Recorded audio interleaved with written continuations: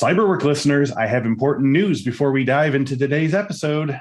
I want to make sure you all know that we have a lot more than weekly interviews about cybersecurity careers to offer you. You can actually learn cybersecurity for free on our Infosec Skills platform. If you go to infosecinstitute.com/free and create an account, you can start learning right now. We have 10 free cybersecurity foundation courses from podcast guest Keytron Evans, 6 cybersecurity leadership courses from also podcast guest Cicero Chimbanda, 11 courses on digital forensics, 11 courses on incident response, 7 courses on security architecture, plus courses on DevSecOps, Python for cybersecurity, JavaScript security, ICS and SCADA security fundamentals, and more. Just go to infosecinstitute.com/free and start learning today. Got it? Then let's begin today's episode.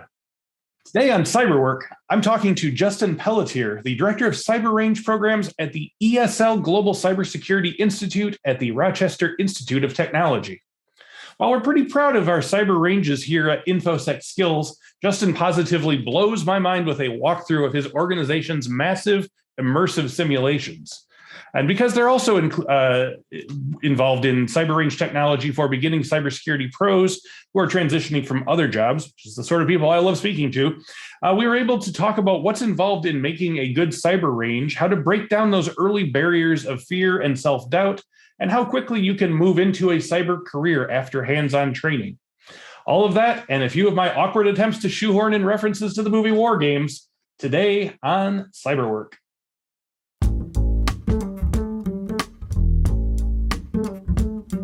Welcome to this week's episode of the Cyberwork with Infosec podcast. Each week, we talk with a different industry thought leader about cybersecurity trends, the way those trends affect the work of Infosec professionals, and offer tips for breaking in or moving up the ladder in the cybersecurity industry. So if you've listened to even more than one other episode of Cyberwork, you know that we talk about our Infosec Skills platform pretty regularly, and specifically about the hands-on component, the cyber ranges. Cyber ranges are a way to engage with the problem-solving aspects of cybersecurity using hands-on simulations of real situations. Justin Pelletier, my guest today, his work is with the Cyber Range and Training Center at the Rochester Institute of Technology, and it interested me because it's in line with our own training methods and objectives, although as you will see soon, it's on a whole other scale. So I wanted to talk to him about his own experience and some of the success stories he's seen with students using cyber ranges, and also why they might be the most fun way to learn cybersecurity. Justin, thanks for joining me today. Welcome to Cyberwork. Thank you, Chris. I appreciate you having me on the show. My pleasure. So I always like to start out the show by getting a sense of where your interest in all this came from. When did you first get interested in computers and tech, and what got you excited about cybersecurity as a calling? What was the draw? Yeah, I always love telling the story because it really was a little bit of a love affair, frankly. So I remember very clearly, I went to a tag sale with my mother when I was just a kid, and I saw this book on programming with QBasic, programming with BASIC, I should say, yes. Which was included on all the old, computers 3.1 and whatnot in Microsoft. Yeah. You get the QBasic function. So I started learning programming and then just kind of went with it from there. Mm-hmm. Fast forward to contemplating what career I might start off on as a high school senior. I got accepted actually to go to school for art. And my mother, again, an influential role, she said, you might consider being an art teacher instead of an artist, so you can actually, support a family or something one day. I'd like some grandkids. She always like to throw that one in. Right. And I kept following that line of thinking and said, well, I really enjoy art, but I also have this great computer hobby. I love creating code. I love solving problems with computers. And, that's actually a pretty high demand field. I could probably make more money and support the family even better if I had all those grandkids. Yeah. Yeah. Right. And so then that just went from there. So I switched to computer science before I started off in college. And then, sort of that hook was set deep. Nice. As far as my transition to cyber, that really started when I got into the military. So, I started off as a coder in my computer science undergrad, and then I joined the military and pursued a career in intelligence. And immediately my company commander said, "Hey, you've got a computer background and you're an intelligence officer. I want you to work on signals intelligence. So Okay. kind of the coding side of Intel. Yep. And from there, it just didn't unfolded and became, a cybersecurity career. I imagine that it sort of pushed your technical skills in different directions as well by applying it in that way. Okay. Yeah, I like to start my research on my guests by going to their LinkedIn page, because each one always tells a story, especially with people with a very storied career. So your deep study in the computer sciences isn't hard to see. You had a bachelor in computer science and a doctorate in computer and information system security, information assurance. And you even have it on there. It's rare that I get to see the name of someone's doctoral dissertation. And since yours is quite germane to our listenership, can you tell me about your dissertation titled Effects of Data Breaches on Sector-Wide Systematic Risk in Financial, Technology, Healthcare, and Service Sectors? Sure. Thanks. I'm impressed you got through the whole dissertation title in one breath. It's a long one. Control. Yeah. Yeah. I'm happy to gush about it. Like probably most folks with their dissertations. I'm impressed that even you looked up. Yeah. Even you saw the thing, I always hear it's always something nebulous on LinkedIn, like computers. I did computers, and you're like, oh, this looks interesting. What are we talking here? Okay. Yeah. So actually sandwiched in between these two more technically focused degrees, I had a master's of business administration. Right. And part of my mandate when as a civil servant, I was kind of working some cyber problem sets, included a host of things that I just couldn't rope into a dissertation that would be publicly disclosed, right? So just open, publish. So I said, well, what's obvious open data that I can use and draw some inference about, and would be kind of interesting and germane to the community. And so I looked at stock market data in particular, which is open and obvious, and started sort of dusting off some of those skills that I picked up in my finance courses, and really started to examine the sector-wide risk calculations that follow a breach. And so kind of pulling on that thread a bit, we know that stock prices take a bit of a tumble after a breach, right, in a publicly traded market, but that price effect has actually changed over time. And there's been an increasing call for more regulation to account for that diminishing stock price movement, saying, hey, people aren't taking this serious anymore. We need more regulation to motivate compliance in an increasing problem with cybersecurity. Right. And so I, being a self-avowed libertarian, I said, well, maybe government intervention isn't always the right answer. Let's see if there's any market-based incentives that can help motivate. And so looking at the way that the community, and by this I mean publicly traded companies and investors, calculate risk as it pertains to their basic cost of capital. So an investor wants a high return for a high risk. Yeah. So when there's a breach, sometimes that reflects as a stock price movement. Other times it might be reflected as what we call a systematic risk, or a beta coefficient on the regression. So a lot of math, a lot of plotting, and kind of data mining and crunching, and it turns out that there's an increasing effect on the risk perceptions in the marketplace, even for near neighbors. So, for example, Target gets breached, Walmart is perceived as more risky. Interesting. Which is an interesting effect. Yeah. So and unexpected, I imagine. Yeah, I wasn't really expecting to see that, but it was a pretty cool finding, and I think that's actually become an interesting and relatively popular conversation topic when I engage with senior leaders about cybersecurity. They say, well, cyber, it's very technically demanding, it's very interesting in some ways, but what does it really mean for our organization? And then to translate it into that lexicon of risk really speaks to board level leaders and C-suite executives across the board, because that's their language, is risk management. Right. Now, can you account for what that sort of cross-company risk element, where that stems from? What because that is a surprising finding. Like, did you have a sense of what was causing that? Great question. So there's some theoretical precedent that we could point to in what we call convergence behavior and herd mentality with stock price movements. So we have this kind of analog where you follow the trend, everybody's kind of doing the thing, right? Yeah. So that's one. There's another maybe more rigorously defined component that we call spillover effect. And so it's sort of an exogenous shock or a systematic risk behavior that we might look at as non-controllable risk. So, for example, you have a company in California. Well, they're in your corporate stock price and its movement and risk evaluation. There's this kind of uncontrollable risk of earthquakes. Mm-hmm. It's an exogenous shock. It's a systematic risk component that you can't really, control for. It's out of your hands, but it still affects you. And so, if there's an earthquake in one part of California, the market tends to say, these California-based companies, they're subject to earthquakes. So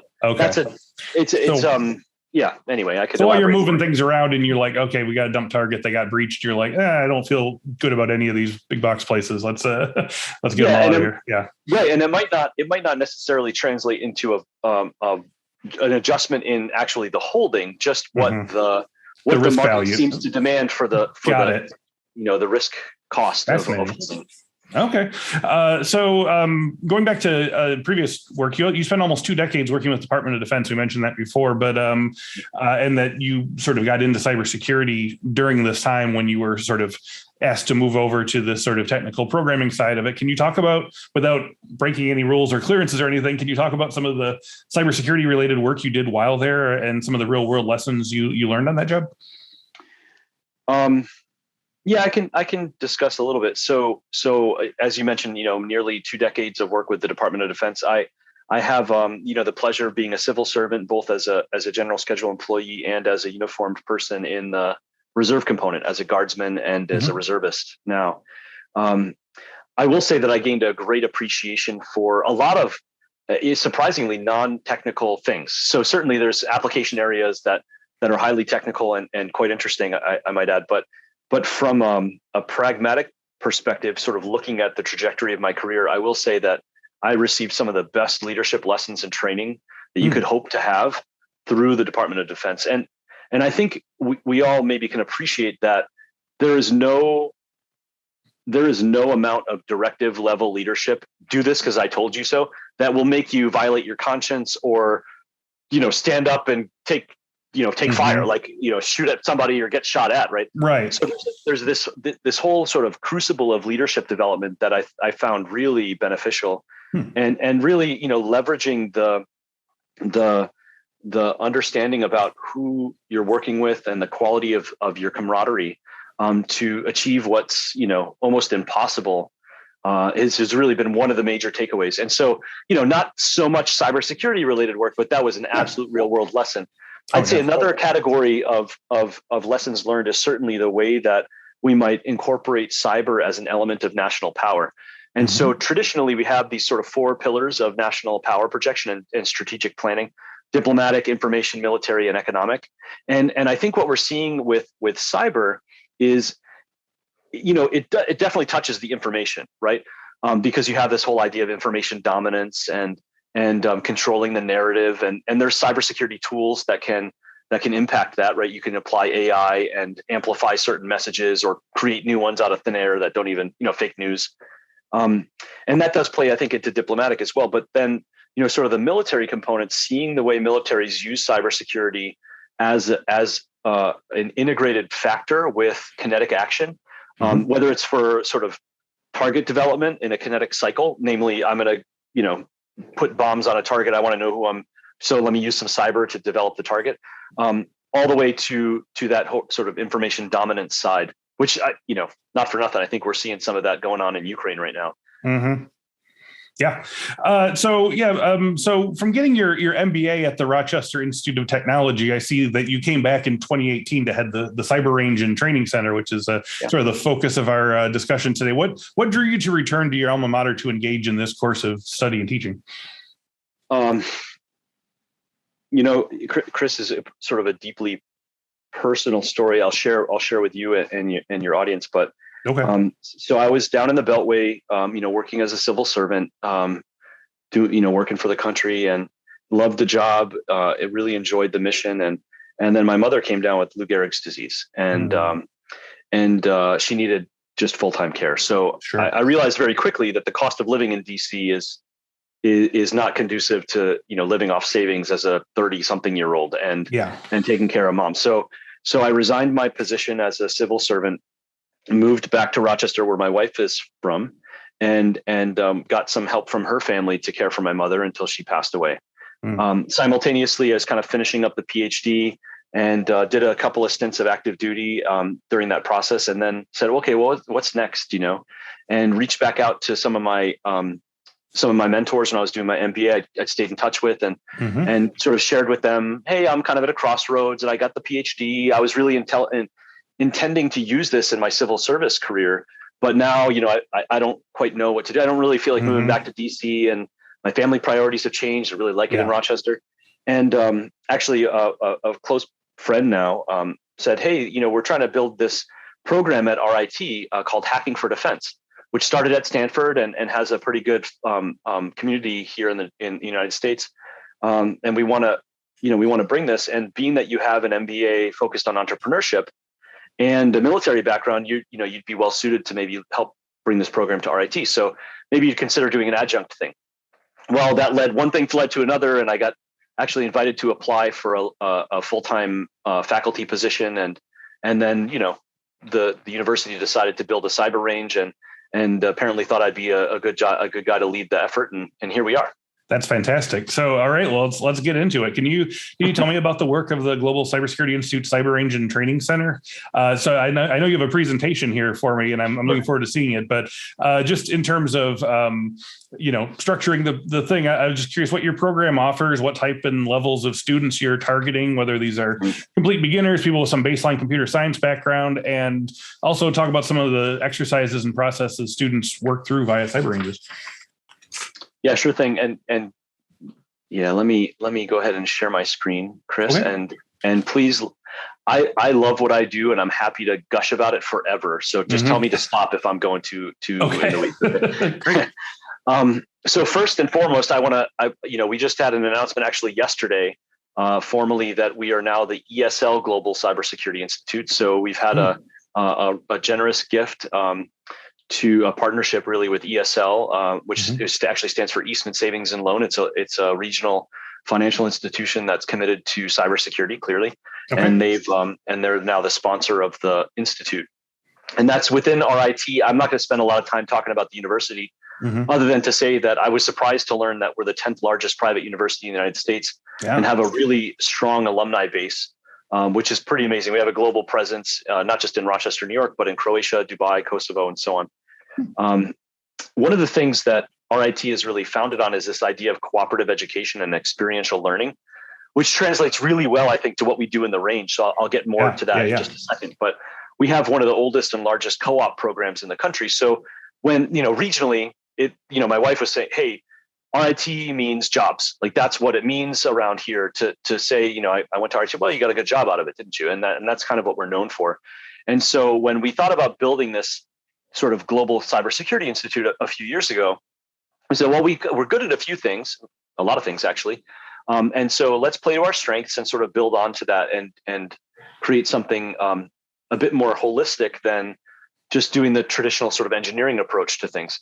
And so certainly we built on top of a core technical discipline of computing security. At RIT, we have a department of computing security, and there's about 500 undergrads in that department, another 150 or so master students, and maybe between 20 and 50 PhD students, given, depending on the time. But also we have computer science and software engineering, human-computer interaction, engineering, so on. And so certainly there's a lot of technical disciplines, but integrating cognitive psychology, public policy, and other components of the cyber process and problem set was really endemic to our mission. So we built upon that to create a multidisciplinary center, and we had some great seed funding through an alum, Austin McCord, the founder of Datto, who worked with us, and we got some extra funding from New York State to construct this building and to build the institute. And that's really meant to provide for professional training and technology transfer through the cyber range and through the Eaton Safe Lab. I'll talk about those in a minute. Yes. And also to advance, fundamental capabilities of what's possible through our core research agenda as an academic institution, and also to leverage and inflect that out, globally through our partnerships. So now let's talk a little bit more about the facilities, right? Yeah. So we have this conference center. We've got a satellite location of the Cybersecurity Experience Center and the National Hall of Fame, Cybersecurity Hall of Fame. And really the design is to make cybersecurity feel and be accessible to folks who would not normally consider it as a career. And really at the anchoring of that is a lot of what we do in the Cyber Agent Training Center, which you see depicted here. Wow. It's a bit of a war room. It's sort of like a SOC in some ways. You see some other views of it here. And so in that, we kind of mix a lot of the technical know-how with a bit of we actually have a game design development department, and we have some real scholars in game design and live action role play as an academic pursuit. So the term gamification means a lot of things to a lot of folks, and it's kind of overused, but we actually apply some of those principles to creating experiences that are immersive and accessible, so that we can allow folks to move past, you see on the bolded here, move past the tabletop exercise into a live fire cyber environment. And so we do that by replicating at scale network systems, devices, and so on, that allow for folks from all over the world, both on-site, remote, to work out realistic scenarios. And we have audiovisual integrated across the building, so that we can have a satellite, office location in one of our classrooms upstairs or across the globe in actuality. We'll have the telepresence, and even this is really fun. So we have programmable HVAC and lighting and sound. So when you imagine a scenario of a cyber attack and all this stuff unfolding, well, we can actually make the temperature really go up, not just figuratively, but really go up. So like, you're sweating because the tension, but also because the heat is on. Yeah, exactly. And with the lighting, the blinking red and the sirens and all these different things that make it feel like you're a part of something, even if you're completely non-technical, which is really important to us, because it's more about creating the change leadership. And that's really a core part of our mission. That multidisciplinary approach is about the people and processes as much as it's about technology. So we kind of tie that together, and you see this disaster piece theater, as a quote from Mike Lopp over at Slack. When we were talking to him about what we were going to create, he said, "Oh, I know it's trying. This is disaster piece theater." And in a lot of ways it is, right? So we bring in executives from across the industry, HR, finance, legal, folks that have no interest or knowledge about technology necessarily, right? They're not cyber nerds like us, right? So they're folks who, they're kind of a different kind of finance nerd or whatever. And then we create these multiple simultaneous dilemmas that force them really to triage and become a little bit of a first responder on behalf of the organization. So they can say, well, what is most important? We got to prevent loss of life, then destruction of property, and then everything else, right? Yes. But until you're in that scenario of actually moving past the checkbox kind of compliance list of a traditional tabletop that usually, not always, but often only the CISO and the IT team really care about, and now put it into the language that HR can understand, where, how do we manage internal communications when we have a site out or some crisis going on? Yeah. Like, these things matter, right? And until you can experience that, it's really hard to appreciate. So that's a big part of what we do in person in the range, and that's all enabled by a back-end infrastructure. You can see some of the highlights listed here. That I mentioned the ability to replicate a global system. So in any of our training scenarios, we can spin up and have running simultaneously 5,000 VMs, like a Windows desktop or something equivalent. Or tens of thousands of PLCs or sort of low lightweight devices that are have embedded systems running, and you can see our kind of our back end hardware that we have managed in sort of a private cloud, a range cloud, with our data center. I could talk a lot more about this. It's amazing what we're able to do, but maybe a few use cases would be a little more interesting. Absolutely. First, I have to ask, how many times have you watched the movie War Games? A couple of times. I feel like I'm conversing with Dr. Falcon here. This is great. That's funny. Oh my goodness. I would have to rewatch it with that in mind, because it's been years. Yeah, it's been a while. So talk about the use case. I was trying to imagine like what the scenarios are and the scales of them, and if there's like, if you have like sort of like skill levels where we start with like an entry level one, and then go to sort of like full scale meltdown and all that. Yeah. So I'll talk a little bit about one of the things that we built the range to accommodate as sort of an edge case, scenario. So every year, RIT is lucky to host the collegiate the collegiate penetration testing competition. We also host sometimes the cyber defense that UTSA that they run at the national level, but we're the global hosts of the collegiate pen testing competition, CPTC. And here you see an image of their final presentation. So what we do is we get college students from across the planet. They start off with a simulated infrastructure that we host through the range, and they pen test it and give us sort of that report on what they found, what remediation they recommend, and its ability to impact the company and its kind of core mission. They start off at 8 or 9, depending on the year, regional hosts. We have 5 in the US, 1 in Canada, 1 in Europe, 1 in the Middle East, and we're still growing, but that's that's our footprint right now. And then the winners of the regional hosts come on to RIT for the finals. What you see here is actually the most recent finals that we just hosted in January. We built every year we build a new critical infrastructure company, and we model it right using this architecture. So in this case, the company is called the Bonbon Croissant. Is a food manufacturing and retail operation. I was going to ask about the croissants. All right. It's a running theme within the competition organizers, the volunteers and stuff. For some reason, croissants are like the biggest thing. So it's fun too. So we all play not to around like about a croissant. Yeah, right. So that was the name of this year's company. Last year we had a next generation power and water. So we built like a regional electric, like a water plant, water purification, or we had actually a nuclear power plant, dam with a reservoir, and then water treatment facility, all integrated. So the reservoir water would power the dam, cool the power plant, and be useful for the community's water in a medium-sized city, maybe a couple 100,000 people or something. And we had all the way from like the programmable logic controllers controlling the sluice gates on the dam, all the way through to the customer database and like simulated readings from smart meters and stuff. Wow. And so they have this sort of sweeping architecture.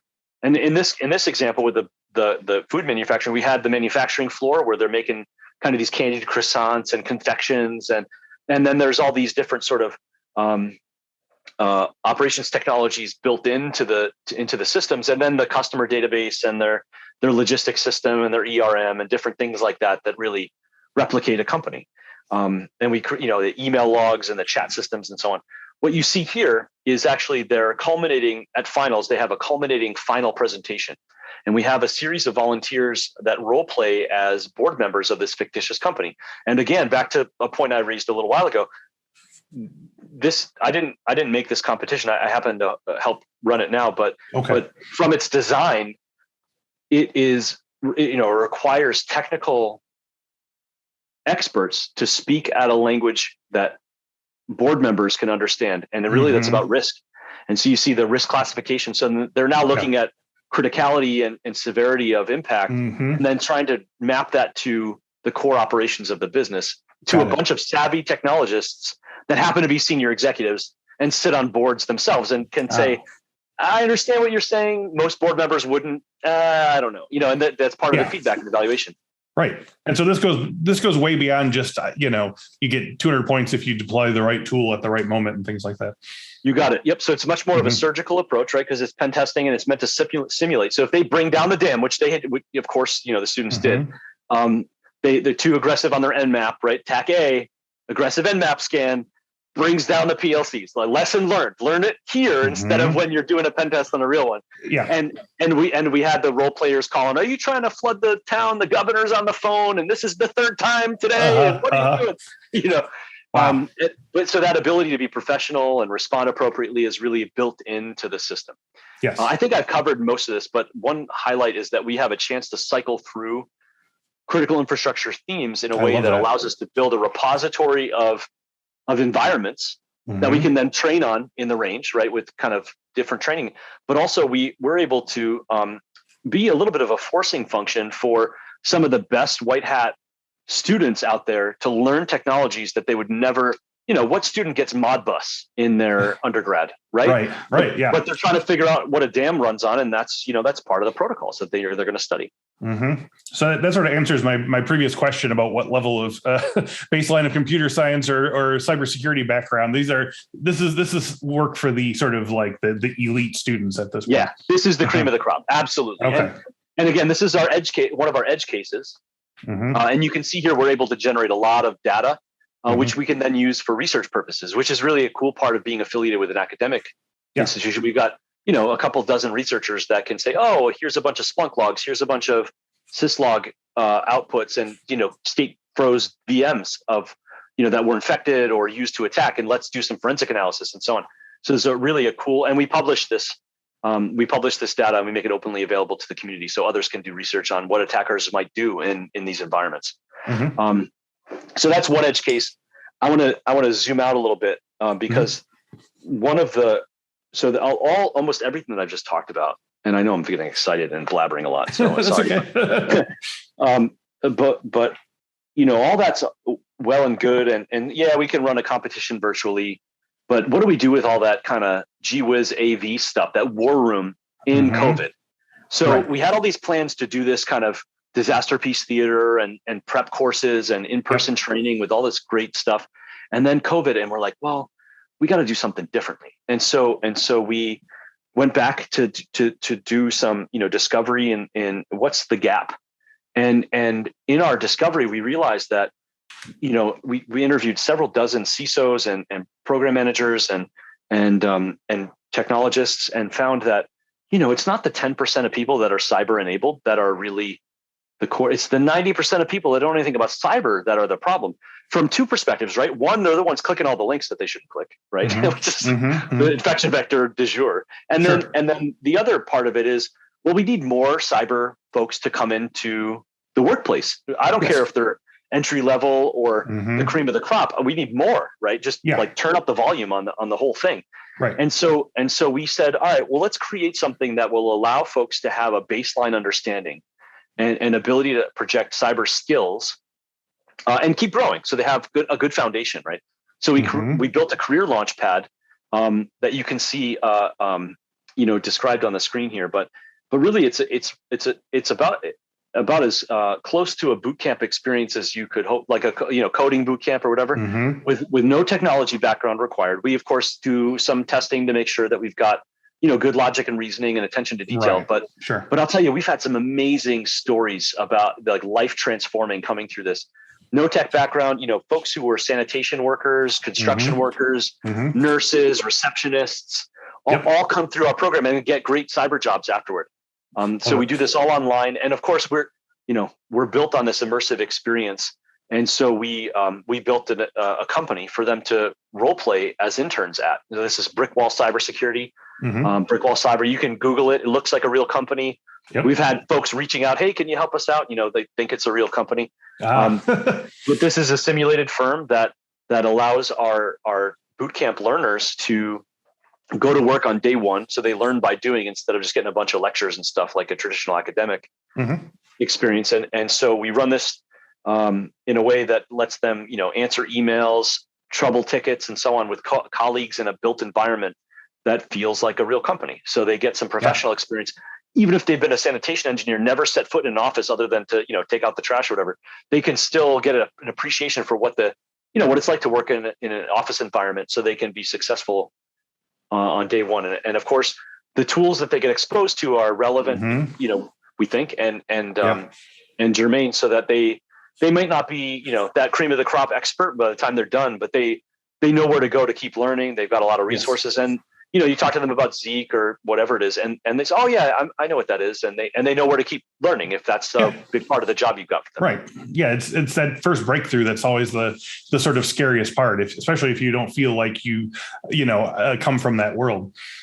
Yeah, absolutely. And that actually one of the coolest things I got to say in building this and really thinking about the impact. We've had a couple of years now, almost 2 full years of running the career launch pad and the boot camp. And the RIT is the home of the National Technical Institute for the Deaf, NTID. And so we have a large deaf population of learners on campus, and it's part of the fabric of our university. We're proud to be integrated with NTID and the deaf community in a meaningful way. And so we started offering American Sign Language led and facilitated bootcamp courses, right? And in working with the team from NTID, I've come to appreciate how meaningful some barriers to entry really can be for those that have challenges, right? And it makes me really appreciate the difficulty of a diverse and inclusive workplace. And that means a lot of things, right? Absolutely. But one thing that's very common, I think, is that there's especially where there's a communication barrier, like with deafness or being hard of hearing, there's a difficulty in sort of proving that you can do the job when you can't explain yourself very easily to your future employer. And so we started looking at, well, what else do we do at RIT that could actually help? And so you see here, I've got on the slide this Eaton Cybersecurity Safe Lab. We do a lot of partnerships between faculty, staff, and students, where we do real world security engagements, pen testing, social hardening, policy audit, whatnot.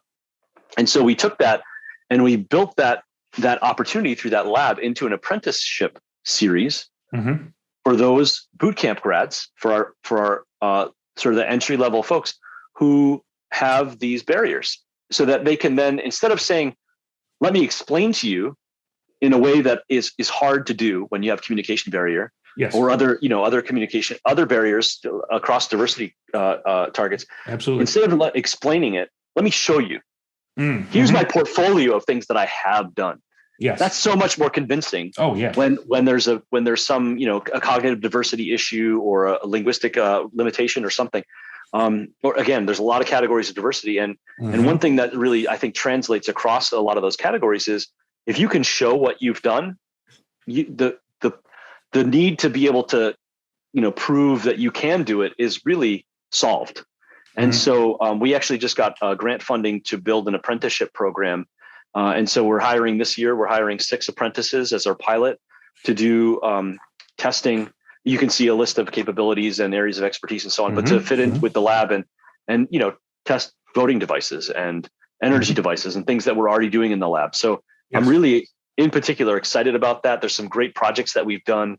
Voting machines are really an important one. We're pursuing some accreditation with the Elections Commission to get certified as a voting device testing lab, and a series of other things that are really exciting just in their own right. But to have these sort of this pathway created for folks who couldn't afford to come to a great university like RIT in a traditional, kind of 4-year degree thing, or couldn't get in, or just college isn't for them. It enables that whole population of folks who would never normally consider our career field as a potential, and it makes these life-changing, really great jobs open up to them.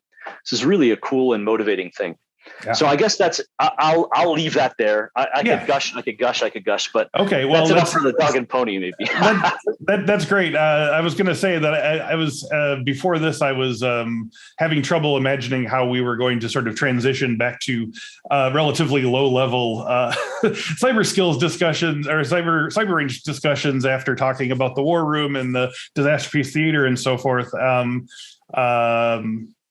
But I think you with these other programs that you're offering as well, I feel like that's a pretty natural transition point right there. So that's great. We do actually have a fair amount of commonality in that regard. I mean, we've begun offering cyber ranges a couple of years ago. We've recently upgraded to cyber range 2.0, going from a command line only environment into something more virtual and sort of replications of environments and so forth. And so I guess I wanted to talk to you a little bit about, can you speak about what makes a good cyber range in terms of creating a problem to be solved or a concept to be taught using this method? What are some considerations in terms of how you create a cyber range? I mean, like creating a capture the flag exercise, I imagine there's some art to building the sort of the puzzle or the understanding that isn't either far too easy or unfathomably difficult. Yeah, that's a great question. I think one of the things that really shines out to me as sort of the brightest light in the set is a dogged pursuit of the value add for the core customer. Yeah. So depending on however you define that, it could be, entry level, it could be cream of the crop, it could be anywhere in between. But identifying what the needs are for the learning objectives, and then crafting the experience around that, where on the level of autonomy should we build this thing, right? How much should they be expected to know out the gate? Do they need some hand holding and really detailed instruction set at the first couple of exercises? And how much can we take off the training wheels by the time we get to the end of the program so that they're now operating more self-sufficiently? I think that's probably the most important thing that I would recommend to consider when building an exercise or building a range experience is really, what are you going to do to serve the people coming through, and how best to do that given where they're at. Right. You have to understand whether or not sort of rooting around and being, without enough information is actually part of the challenge or not. Because I think at a certain high level, the idea, especially with like capture the flag or something, is like, there are no training wheels, and there might not necessarily be like an endpoint, and you should know this by now, but you can't start there. You can't just like walk into a German class and have the teacher speaking only in German unless you're very confused. So, And I think that's a really great, and I think, we share this absolutely in that approach to saying, okay, well, let's meet them where they're at and take them a few steps forward. And so that eventually they're able to speak, fluent German. But if you don't start with the, how to say hello and how are you, you're never going to get there. And that it feels so intimidating in a field like ours because it's so technically deep and wide. And there's acronyms out the wazoo, right? You could spend days and days and still not know what somebody's talking about because there's so much there. And starting with those kind of bite-sized chunks and making them understand that they can do the thing by showing, like, don't just tell them they could do it, but they get some hands-on experience and say, I can do this. It's like the light bulb goes on, Yeah, absolutely. Yeah. This is it's something that regular people do, not just sort of super big brains. Yeah, absolutely. So one of the issues we see with a lot of people who would make good cybersecurity professionals, as we were just saying, is that they don't always feel comfortable with higher order computer science work. And so therefore they don't think there's any place for them. Can you talk a little bit about some of the success stories? I mean, you mentioned people in other professions, getting into, doing your programs and your cyber ranges. And can you talk about any particular cases that you found especially interesting or inspiring? There's a whole bunch actually.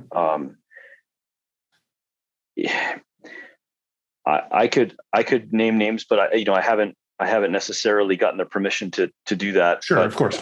So I'll speak a little bit more generally. We have a few folks that have agreed to be interviewed about the impact of our training programs and so on, and you can find those on our website. But just to kind of keep it at a high level.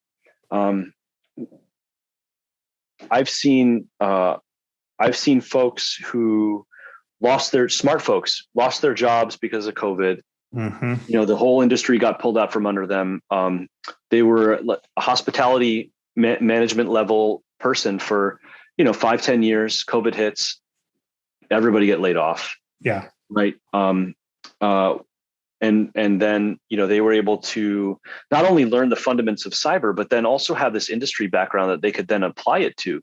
Yeah. They know the hospitality industry. So now they can help add cyber to the hotel chains that need it desperately for access control and other things. Right. Similarly, we had a sound engineer, right? So kind of a niche skill and an entrepreneur, right? So he's got his own business. He's part of the crew that helps set up for really high level acts that, folks will pay a bunch of money to go see in concert and so on. So the whole sound engineer, the lighting components and so on. How do you make sure that isn't going to get hacked in the middle of your show? What's your differentiator as a small business owner to say, you know what, you can trust me to handle this because I have this background. So this is a really kind of a cool addition to there's definitely some technical components to the sound engineering and the lighting and so on. But it's a very different sort of technology than what you'd normally expect with cyber. So, and again, I've mentioned nursing.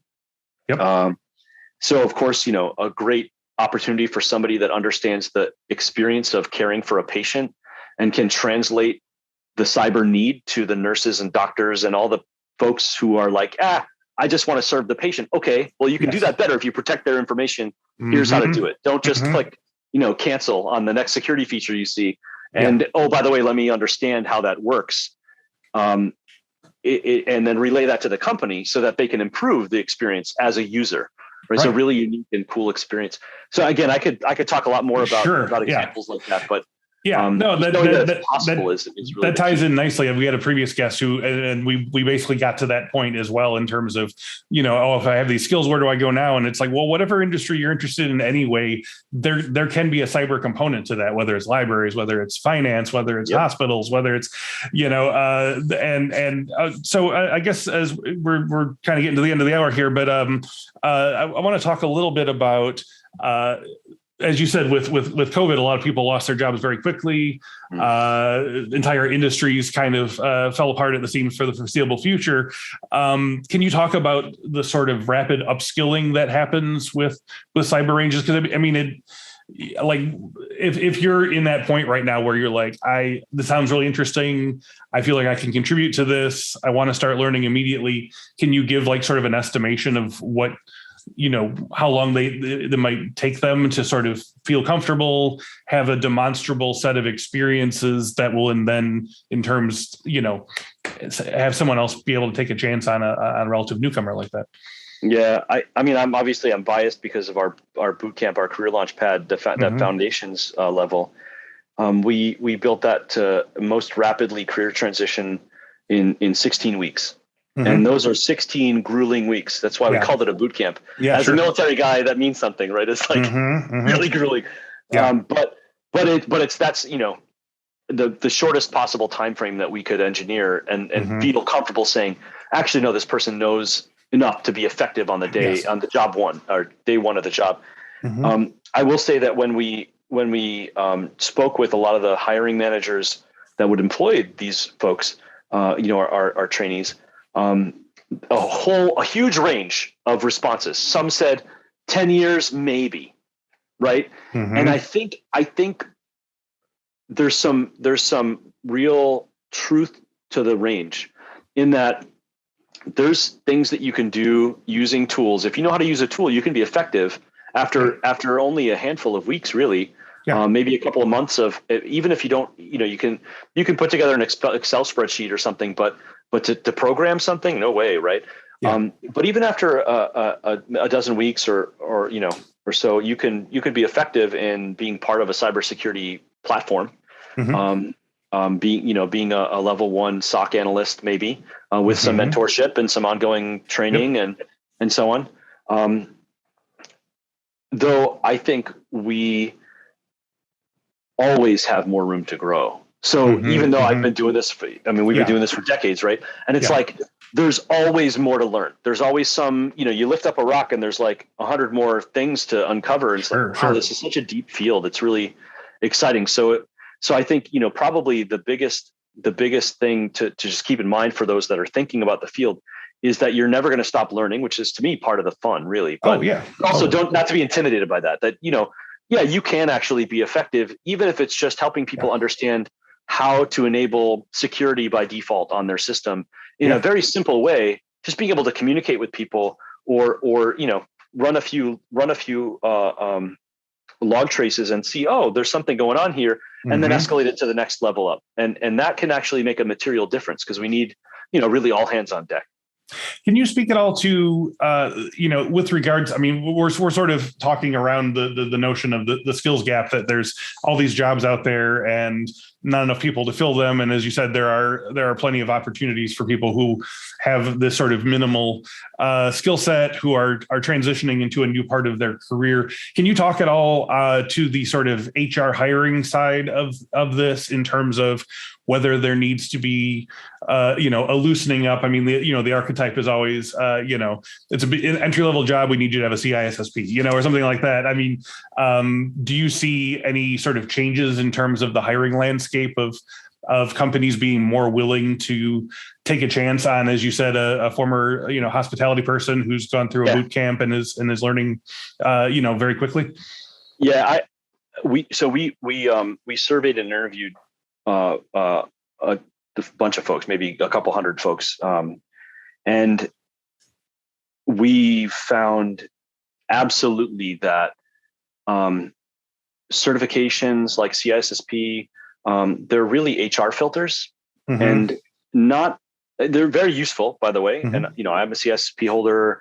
A lot of compliments for ISC squared and all that they do, but it's not the only thing that the folks who actually have to work with the hires care about. So more specifically, sometimes it's the price of admission to have certs like that to get past the HR filter. But fundamentally, the only thing that the actual person who's going to employ, like the team lead or even among the colleagues, all they care about is, can the person do the job? Yes. And that is all skills based. Whereas the certs, by the nature of their accreditation, are very much knowledge based certs. So you know how to do the thing, or you can figure out the answer to a problem. Fine. But applying that in the real world is really difficult to test from a certification perspective. So having hands-on skills, even if it's a running list of your hack the box achievements or whatever it is, right? That's showing that you're doing the thing.